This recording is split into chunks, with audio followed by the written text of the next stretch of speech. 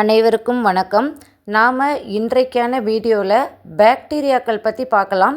அதில் பார்த்திங்கன்னா ரொம்ப இம்பார்ட்டண்டான ஆர்க்கி பாக்டீரியங்கள் அதை பற்றி தான் பார்க்க போகிறோம். போட்டித் தேர்வுகளுக்கு தகுதி உள்ளவங்களுக்கு கண்டிப்பாக இந்த டாபிக் ரொம்ப அவசியம். ஆர்க்கி பாக்டீரியங்கள் இவை பழமையான தொல்லுட்கரு உயிரிகள் ஆகும். மிக கடுமையான சூழ்நிலைகளாகிய வெப்ப ஊற்றுகள், அதிக உப்புத்தன்மை, குறைந்த pH போன்ற சூழ்நிலைகளில் வாழ்பவை. பெரும்பாலும் வேதிய தற்சார்பு ஊட்டமுறையை சார்ந்தவை. இத்தொகுப்பு உயிரினங்களின் செல் சவ்வில் கிளிசரால், ஐசோப்ரோபைல் ஈத்தர்கள் காணப்படுகின்றது. தனிச்சிறப்பு என்றே கூறலாம். இந்த சிறப்புமிக்க வேதிய அமைப்பு செல் உறையில் காணப்படுவதால் செல் சுவரை தாக்கும் உயிர் எதிர்ப்பொருள் மற்றும் அவைகளை கரைக்கச் செய்யும் பொருட்களிலிருந்து செல்களுக்கு எதிர்ப்புத்தன்மையை தருகிறது. எடுத்துக்காட்டு மெத்தனோபாக்டீரியம், ஹாலோபாக்டீரியம் மற்றும் தெர்மோபிளாஸ்மா. ரொம்ப இம்பார்ட்டன்ட் இந்த எக்ஸாம்பிள் தான். ஸோ இதை நல்லா பார்த்துக்கோங்க. ஆர்க்கி பாக்டீரியங்கள் எக்ஸாம்பிள் அப்படின்னா கொஸ்டின் இருக்கும். மெத்தனோபாக்டீரியம், ஹாலோபாக்டீரியம், தெர்மோபிளாஸ்மா ரொம்ப இம்பார்ட்டன்ட். அடுத்து முக்கியமான ஒரு பாக்டீரியா பார்த்திங்கன்னா சயனோபாக்டீரியங்கள். இது ரொம்பவே முக்கியமானது. ரொம்ப கவனமாக வாசிங்க. சயனோபாக்டீரியங்கள் எவ்வளவு வயதானவை?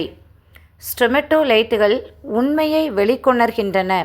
சயனோபாக்டீரியங்கள் அல்லது நீலப்பசும் பாசிகள் கால்சியம் கார்பனேட்டுடன் பிணைந்து தோன்றும் கூட்டமைப்புகளின் படிவிற்கு ஸ்ட்ரோமேட்டோலைட்டுகள் என்று பெயர். புவியியல் கால அளவையிலிருந்து இவைகள் 2.7 மில்லியன் ஆண்டுகள் பழமையானவை என அறியப்படுகின்றன.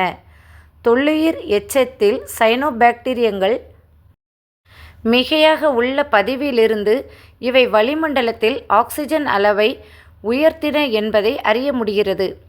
சயனோபாக்டீரியங்கள் பிரபலமாக நீலப்பசும் பாசி ப்ளூ கிரீன் ஆல்கே அல்லது சயனோஃபைசி என அறியப்படுகின்றன. ஒளிச்சேர்க்கையில் ஈடுபடும் தொல்லுட்கரு உயிரிகளான இவைகள் பரிணாம பதிவேடுகளின்படி மிக பழமையான உயிரிகள் என்றும் பல வகை வாழ்விடங்களில் வாழ வல்லன என்பதும் தெரிகிறது. ஸோ சயனோபாக்டீரியா பார்த்திங்கன்னா நிறைய வகை வாழிடங்கள், அதாவது நீரில் வாழலாம், நிலத்தில் வாழலாம், அந்த மாதிரி பல இடங்களில் வாழக்கூடிய தன்மை உடையது. பெரும்பாலானவை நன்னீர் நிலைகளில் வாழ்கின்றன. சயனோபாக்டீரியாவில் அதாவது ப்ளூ கிரீன் ஆல்கே இது பார்த்திங்கன்னா நன்னீர் நிலைகளில் அதிகமாக வாழுது. சில கடலில் வாழ்கின்றன. எக்ஸாம்பிள் ட்ரைகோடெஸ்மியம், டெர்மாகார்பர். இதை ரொம்ப இம்பார்ட்டன்ட், மார்க் பண்ணிக்கோங்க, நீங்கள் ரைட் பண்ணி வச்சுக்கோங்க. கடலில் வாழக்கூடிய சயனோபாக்டீரியா ட்ரைகோடெஸ்மியம், டெர்மாகார்பர். ட்ரைகோடெஸ்மியம் எரித்ரேயம் என்னும் சயனோபாக்டீரியம் கடலின் சிவப்பு நிறத்திற்கு காரணமாகிறது. Very important question. Trichodesmium erythraeum என்னும் சயனோபாக்டீரியம் கடலின் சிவப்பு நிறத்திற்கு காரணமாக இருக்கிறது. அதாவது செங்கடல் ஏன் ரெட் கலரில் இருக்குது அப்படின்னு கேட்டிருந்தாங்கன்னா அது ப்ளூ கிரீன் பாக்டீரியா அப்படின்னு கொடுத்துருந்தாங்க, சயனோபாக்டீரியம் கொடுத்துருந்தாங்கன்னா அதை மட்டும் சூஸ் பண்ணலாம். இல்லை நேம் மென்ஷன் பண்ணியிருந்தாங்கன்னா கண்டிப்பாக மெமரி பண்ணிக்கோங்க. ட்ரைகோடெஸ்மியம் டெர்மாகார்பர், ட்ரைகோடெஸ்மியம் எரித்ரேயம்.